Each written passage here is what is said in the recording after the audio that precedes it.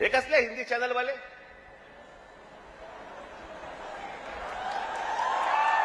नाही, हे खरं तर या सत्ताधाऱ्यांच्या चपलेखालची ढेकणं आहे ती.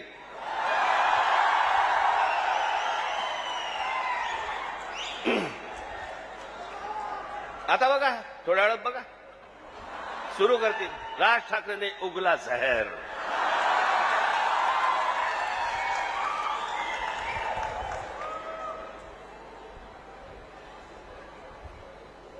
फक्त मुंबईत काही झालं, महाराष्ट्रात काही झालं तर हे सगळे हिंदी चॅनलवाले जाणून बुजून कोणाच्या तरी सांगण्यावरून, कधीतरी स्वतःच्या मनातून, स्वतःच्या रागातून हे पेटून उठतात. कसली कोणती हिंदी घेऊन बसलो आपण, ज्याला साधा 200 वर्षाचा इतिहास आहे. 200 वर्ष. मराठी भाषेला 2,500 ते 3,000 वर्षांचा इतिहास आहे.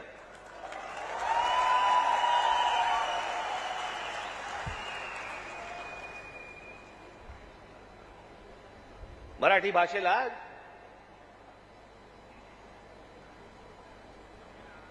अभिजात भाषेचा दर्जा मिळाला.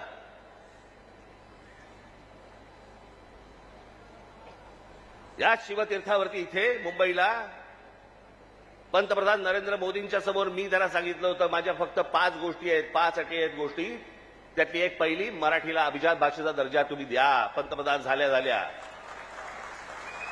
दर्जा दिलाय. वर्ष झालं, 1 रुपया नाही आलाय.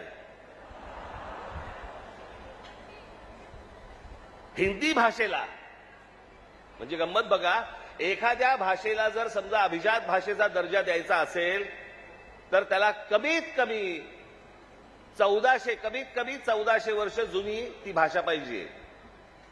बरोबर? ही अट आहे कमीत कमी. म्हणजे हिंदीला अभिजात भाषेचा दर्जा मिळायला अजून 1200 वर्ष आहेत. 1200 वर्ष आहेत.